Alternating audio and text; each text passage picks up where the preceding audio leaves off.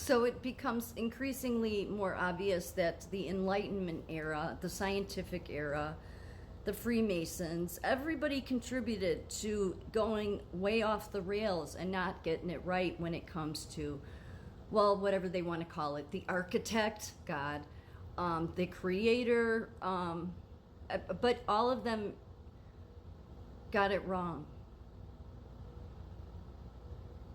Because I think they get into their secret societies, they get into their little groups, and just think of it, that your university system basically with its degrees stem from your Freemasons.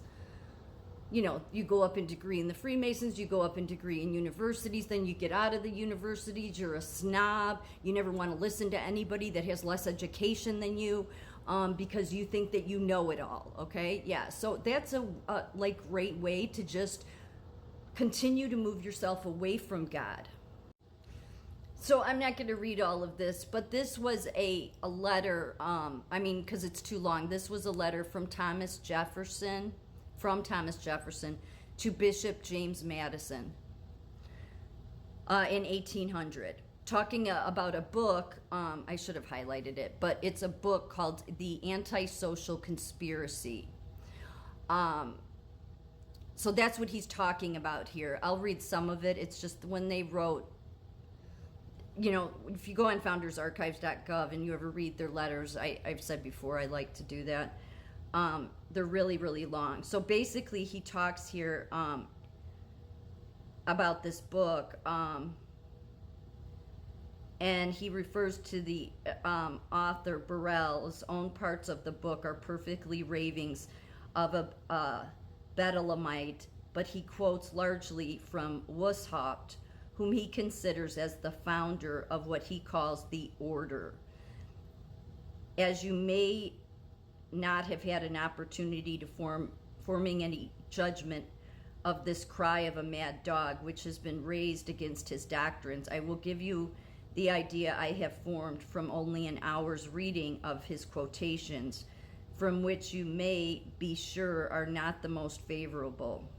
Weishaupt seems to be an enthusiastic philanthropist. He is among those, as you know, the excellent Price and Priestley also are, who believe in the infinite perfect ability of man. He thinks he may in time be rendered so perfect that he will be able to govern himself in every circumstance so as to injure none, to do all the good he can, to leave government no occasion to exercise their powers over him, and of course to render political government useless. This, you know, is Godwin's doctrine, and this is what Robinson, Burrell, and Morse have called a conspiracy against all government. Weishaupt believes that to promote this perfection of the human character was the object of Jesus Christ. That is not true. Nobody was ever going to be perfect. You had to try to attain to that, but that's not, Jesus was never, that was, so right off the bat right there, totally wrong. That his intention was simply to reinstate, and that Jesus Christ's intention was simply to reinstate natural religion, and by diffusing the light of his morality to teach us to govern ourselves. His precept, there needed to be structure in government, obviously, because otherwise you just have chaotic, craziness. But you have to have the right men in place. We really have not. I think as George Washington, these people had the right intentions. They did. But what's happened over time, like has happened to everything, is the Freemasons, they have, many say that they started out as good, and they likely did. But what happens is they become too full of themselves. One of the biggest problems Jesus really tried to teach many people. You become too full of yourself and your group, and then what you do is you go on to create other secret societies, like out of Yale, Skull and Bones, Snake and Book and Snake, Scroll and Key, Wolf's Head, take your pick. There's about 10 of them. There's more than that, actually, but 10 that are at least in the trust of millions of dollars, okay, because of how much money each one has. then those people go on to run our government. That's the problem. And then science, that because they're at the universities where the science is. So it's all stems back to the tree in the Garden of Good and Evil. So he goes on to say here that Jesus expected to place men in their natural state of liberty and equality. He says no one ever laid a surer foundation for liberty than our Grand Master, Jesus of Nazareth. He believes the Freemasons were originally possessed of the true principles and object of Christianity and have still persevered, some of them by tradition, but much disfigured. The means he proposes to effect this improvement of human nature are to enlighten men, to correct their morals, and to inspire them with benevolence, secure of our success.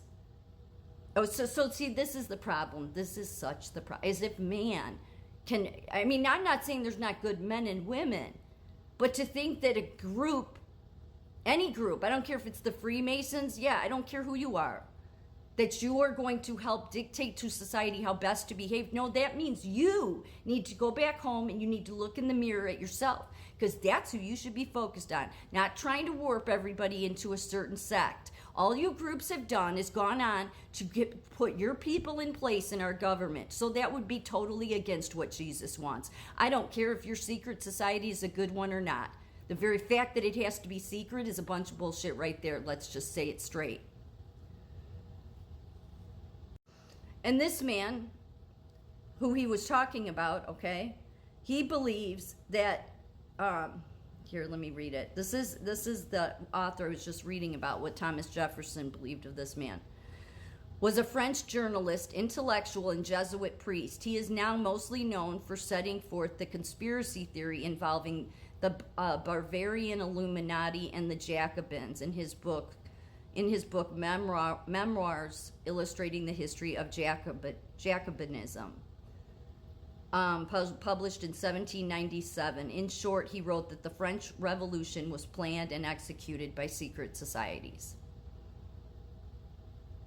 So this is who Thomas Jefferson, who was writing to Bishop James Madison, was just talking about. I believe it is, because again, it's the same time period. It's just that in Thomas Jefferson's, he's referring to the book Antisocial Conspiracy, and that's by Abe Burrells, but it's the same, and it's talking about the same thing. So I'm not really sure with the name, but that's the point of this is that this is what happens when you get. So what this gentleman, what the Antisocial Conspiracy is the third part of Abe Burrell's 4-volume memoirs illustrating the history of Jacobinism. First published in 1797, the entire set covers the events surrounding the French Revolution and put forth the theory that it was a deliberate conspiracy put in place by a coalition of philosophers, Freemasons, and the Order of the Illuminati. This third volume discusses the antisocial conspiracy and the attacks on the church and the throne by the aforementioned secret societies, and is of interest because it contains extensive quotes from the actual literature of the Bavarian Illuminati, along with another major contemporary account, Robinson's Proofs of Conspiracy. It remains one of the most comprehensive works in English on the history, theory, structure, and practice of the Bavarian Illuminati. So this is where everybody, all of them, the science, even the founders, and I'm not saying the founders' intentions, I mean the 1776 founders, I'm not saying I think their intentions were in the right place. But the very fact that you're going to be in a secret society says you maybe shouldn't be in government. But okay, let's give them a pass, because I've read enough of their letters. Their intentions were in the right place. I don't think they saw the group as bad, but it has gotten bad. And it's the thing they got wrong is they thought science would be the enlightenment to bring all men to as smart as they were.